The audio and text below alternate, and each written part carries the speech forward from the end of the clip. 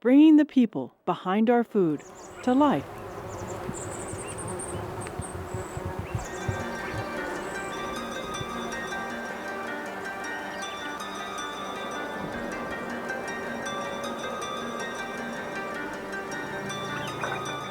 This was a homestead farm in 1898. We bought the farm in 1986 and lived in the little 1898 house for the first 5 years while we were sculpting the hilltop for habitation. We have about an acre planted, maybe just a little bit less, and we have 7 different varieties, and we have about 1,300, maybe 1,400 plants in the acre. First of all, purple is one of my favorite colors. Secondly, it is drought tolerant, and we don't have a lot of water out here. And third, and most important, the deer don't eat it. They are perennial. Most lavender will last at least about 8 to 10 years, and it'll eventually get a little woody. You need to prune them down really hard every year so they're in a nice tight ball, and then they'll come back again, and then they can stay in the landscape for decades. The plant is very hardy. It's got a number of uses. It's been around since, biblical times. In fact, they found lavender oil still fragrant in King Tut's tomb. So it's got tremendous staying power. It's got a lot of medicinal uses. It can be very potent, so you have to be very careful with how you're using it and making sure that you're not overdoing it.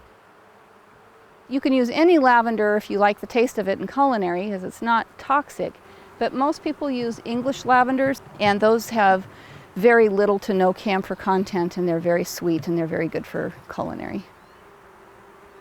Even though we're not certified organic, obviously we are very organic because we don't have any pesticides or herbicides on our plants, and hence all of the naturally occurring weeds.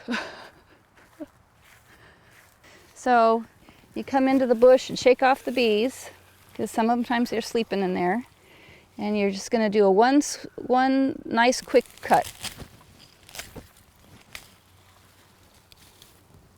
And there you have it. And that is Provence. Got to make sure I'm in the right spot here. Yeah, this is Grosso, fat spike. So we'll put a little bit next to the Provence, and you can see the difference in color. Maybe. Not much. Well, the other's a little grayer. Yeah, this one's grayer. This one's a little purpler.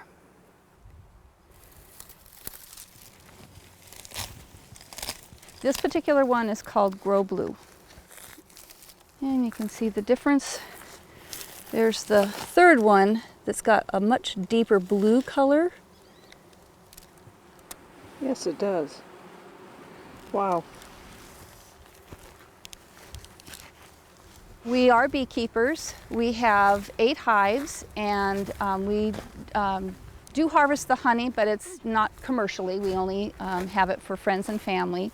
And interestingly enough, the lavender does not require pollination to bloom. So the bees really aren't necessary, but they just really enjoy it, and so we let them have their field of lavender.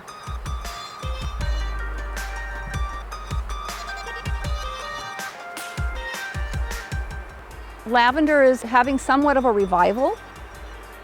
Enjoy the season, because the season starts with Spanish lavenders in late spring.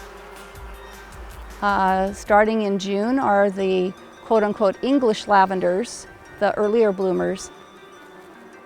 And then the late bloomers in the July timeframe are the French lavenders. So there's a nice long period of time where the lavender is available for viewing and for picking. So it's a wonderful product.